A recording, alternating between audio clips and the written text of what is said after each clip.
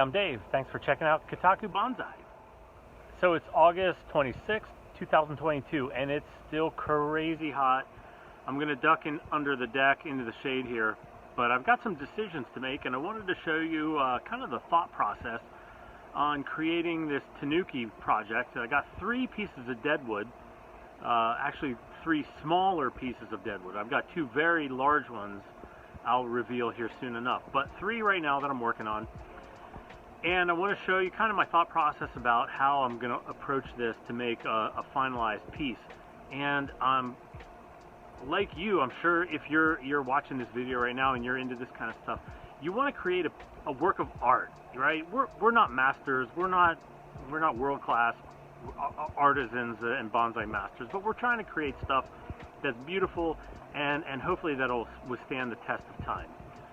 And so that's what I'm trying to do. I'm trying to approach this very methodically and logically and plan it out so that I can maximize the beauty we get out of this, and that it'll be something that lasts maybe my lifetime, hopefully, fingers crossed. So let me show you kind of what we got here. Alright, so here's our first piece that I'm going to be working with. And this one right here, this is very just slightly curved. It's not ramrod straight, but it's definitely not a big S curve. You know, we've got a little curve here at the bottom. It curves up above a little bit. It doesn't have a whole lot of taper to it, but it is a really pretty piece of Deadwood, and I definitely want to use this.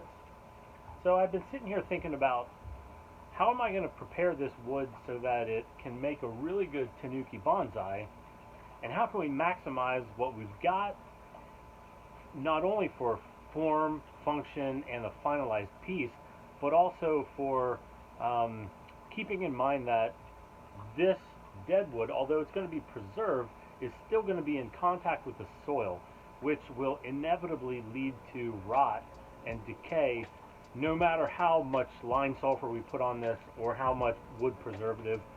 And so whether it's 10, 20, 30, or 40 years down the road or more, it will inevitably rot and decay. So how can we at least maximize this for what it is and what we've got? Okay, so let me show you a couple things here.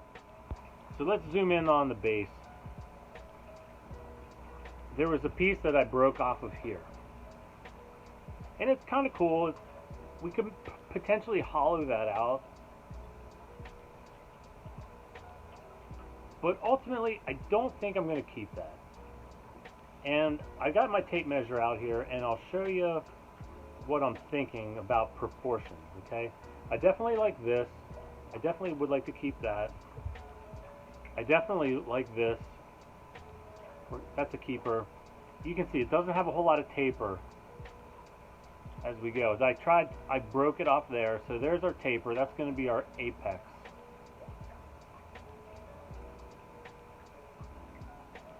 But we got to do something with the base. Okay, so here's the base. And at the widest,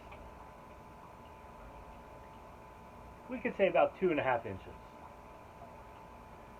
So if we follow a normal ratio of proportionality of a 2:6 ratio, 2.5 inches at the base times 6 is going to give us what, roughly 18 inches. Because you got to remember, there's going to be a live juniper trunk grafted to this. So let's say that adds another 1/2 inch of width at the base. So let's call it an even 3 inches. 3 times 6 is going to be about 18 inches in total height of the finished product, or the finished design. But this whole piece of Deadwood is 36 inches. So that's way beyond the proportionality that we would need for a really great and well-designed proportional piece. So we've got to shorten this no matter what. Otherwise, it's going to look completely out of proportions. Now, if we look at the dead piece down here, or the hollowed out piece, if we take that away, that's a good 7 to 8 inches. Right, so that brings us closer to the proportions we're going to need for the final Tanuki. And if I show you here, if we were to cut this off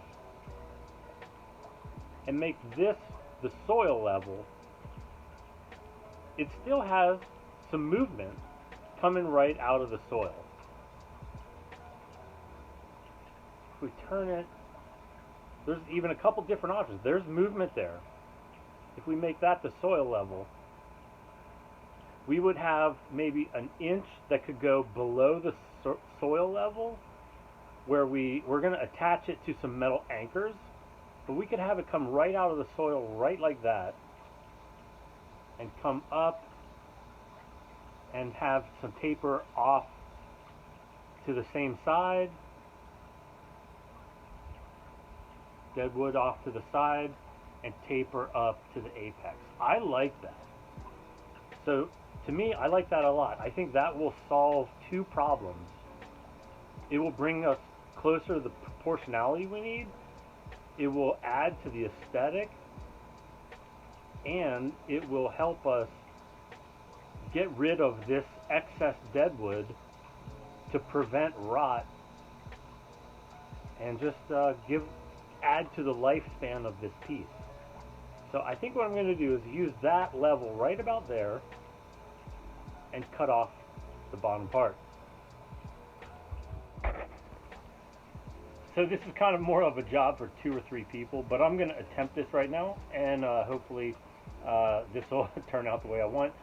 What I'm doing here is I'm going to hold the piece as straight as I can, or as straight as I would like the deadwood to live, thinking that it's in a pot here. Okay, so I'm going to hold this straight up and down. I found this bottle here in the garage, and that's about the size or the height that I want it. So I'm going to take my pen and place it on the bottle and move the bottle around, rather than trying to eyeball it and do a straight line myself, because I know it'll be crooked. So if I've got something to guide me through, this will remain the same size all the way around the base of the deadwood. There's probably a more sophisticated way to do this. I'm sure there is, and I'll keep researching and looking for better ways, but this is all I got. And if you're like me, you got to use what you got. So something like this.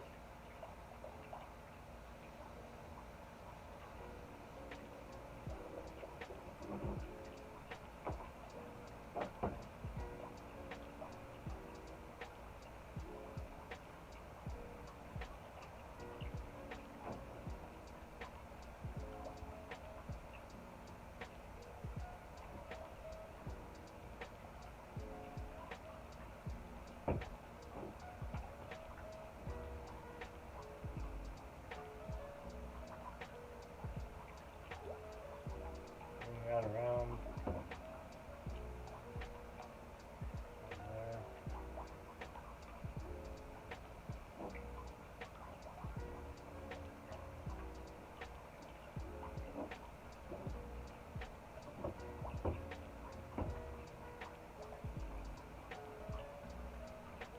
I'm sure there's got to be more sophisticated ways to do this, but we'll give it a shot.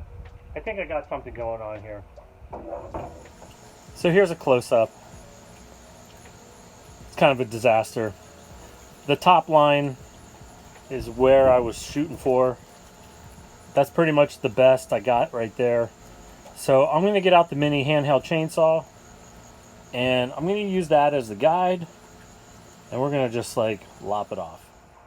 Cindy got me one of these handheld chainsaws for Father's Day, and I got to tell you, these freaking rock. I use this around the yard, around our property. I use it for these deadwood carvings. It's so easy. So if you're a homeowner, if you're a dad, if you're a dude, you need one of these. I'm telling you, they're the best.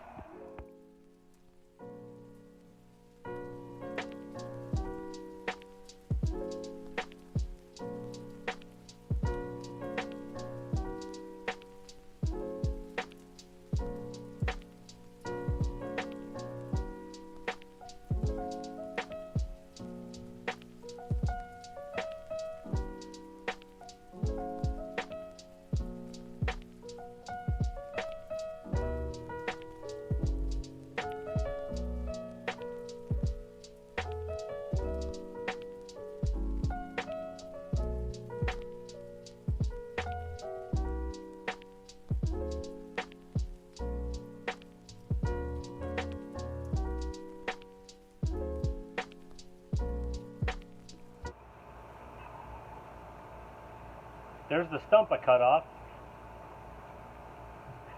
Now, I'll admit I did another cut off camera because when I chainsawed this the first time, it wasn't exactly what I wanted. So I did do some work off camera just to kind of like change the angle a little bit. But look, it's standing up on its own. So we got a nice flat base.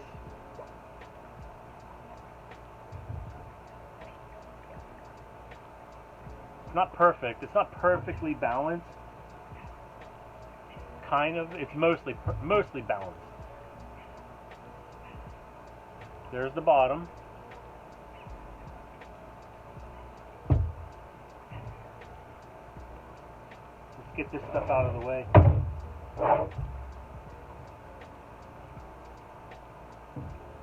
So there's your deadwood.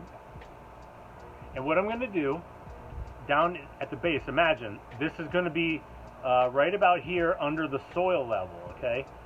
I'm going to put some metal brackets, aluminum or stainless steel, so they don't rust. They should last a lifetime. I'm going to put these under here as attachment points and also as an anchor to raise this up from the bottom of the pot to minimize how much wood is under the soil. I need a little bit under the soil because obviously you don't want to see, you know, metal brackets at the base of your bonsai, but we need just a tiny little bit of deadwood under the soil to create the illusion of the final piece, but it'll be on risers above the bottom of the pot, and then we'll preserve this, of course. But I think the proportionality now is a lot better. It's a lot closer, and this will make for a better piece. Using a little mini handheld chainsaw. Alright guys, hope you like that. Stay tuned because we're going to be doing a lot more projects. Come on back.